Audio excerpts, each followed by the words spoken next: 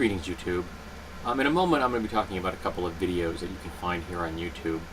Before then, I'd like to read something I found on Tumblr the other day, and then something that a dear friend of mine commented to me about this passage.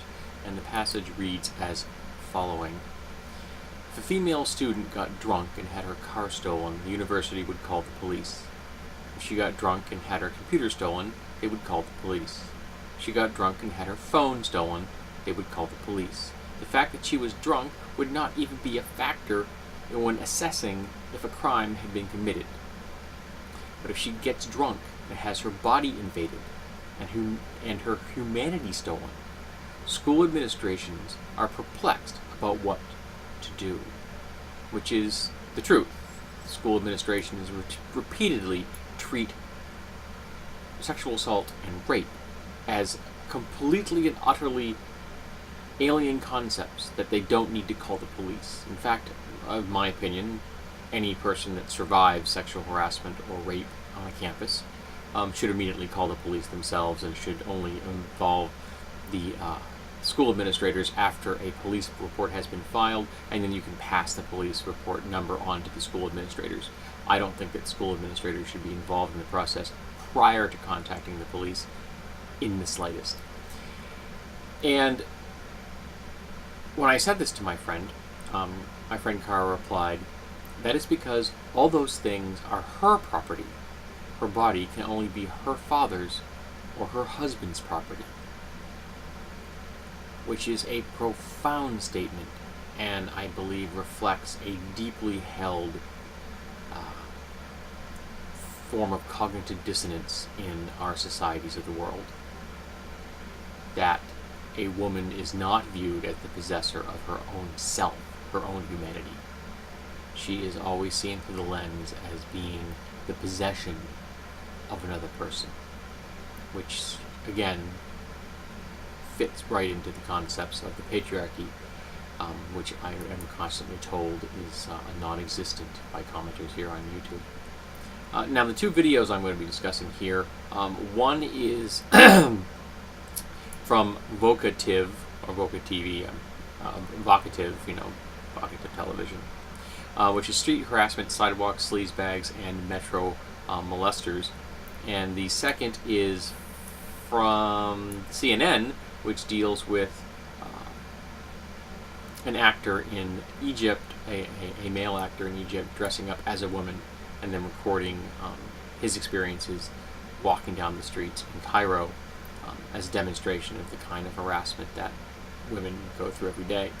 So the first deals with Jen Corey, who was crowned Miss DC in 2009 and made it to the top 10 of the Miss America pageant in 2010. And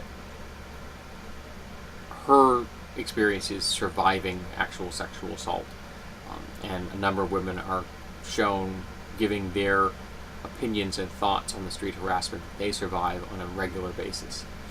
And the second video, as I mentioned, deals with a male actor portraying a woman on the streets of Cairo and the street harassment that he has to experience in the guise of a woman. Some of it which is actually quite dangerous. I would definitely see that as out-and-out assault, because he was physically stopped, prevented from moving forward by a harasser in the street, someone that will not give up, that will not stop until this woman gives him what he wants, her number, her attention, a date. And this kind of harassment to many men is invisible. It simply does not exist.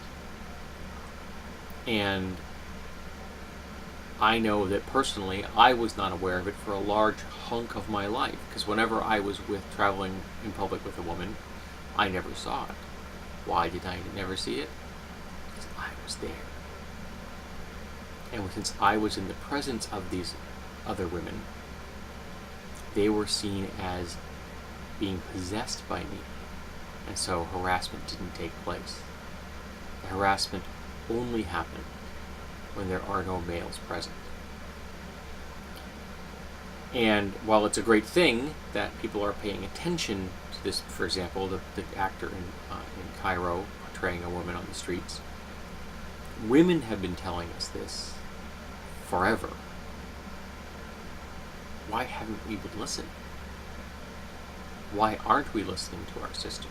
And I'm not saying sisters as in my sister Hope. I'm saying sisters as in all the women in the world. Because all women are my sisters. Why didn't I listen to them when I was younger? Why do we still not listen to them today? Why is it still all right and acceptable for women to be followed, for women to be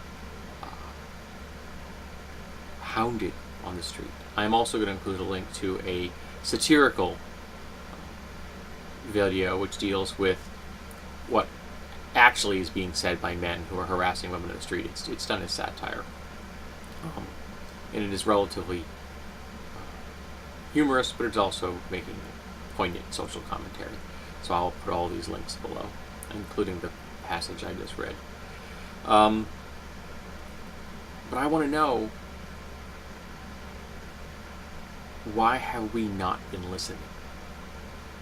Why have we turned a blind eye and a deaf ear to the things that the women of the world put up with every day at the hands of the men of the world?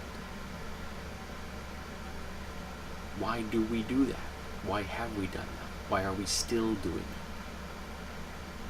Now, I've been told that unless I mention that men of the world also suffer harassment and also suffer sexual assault and also suffer discrimination or bigotry at the hands of women, that I am not doing my position full justice. But you see, this video isn't about men, not the issues that they suffer. This is about the things that the women of the world suffer. And someone telling me that I have to mention men is another example of men planting their flag and saying, no, this must be about us as well. This must be a topic where we belong. But sometimes when you don't mention someone in a video, it just means you're not mentioning them in a video. That the issue that they are involved with is not the issue that you are discussing at the moment. It doesn't mean you are ignoring the issue. It doesn't mean the issue does not exist. It just means that you are not discussing that issue right now. I'm not discussing issues in D&D right now. I'm not discussing issues in a sporting event right now. There are many things I'm not discussing at the moment, simply because this video isn't about them. So why don't we concentrate on what is the topic of the video, which is street harassment, catcalling,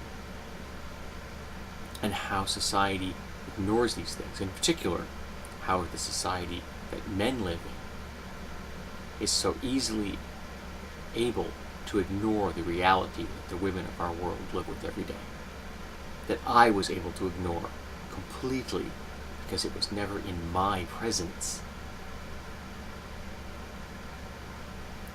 because I was there. And again, this is a topic that some people will listen to because I am saying it, because I, a male voice, brings it forward. Yet female voices have been bringing this forward forever, and I ignored it in the past. And society still, by and large, ignores it in the present. My question is, why do we ignore them?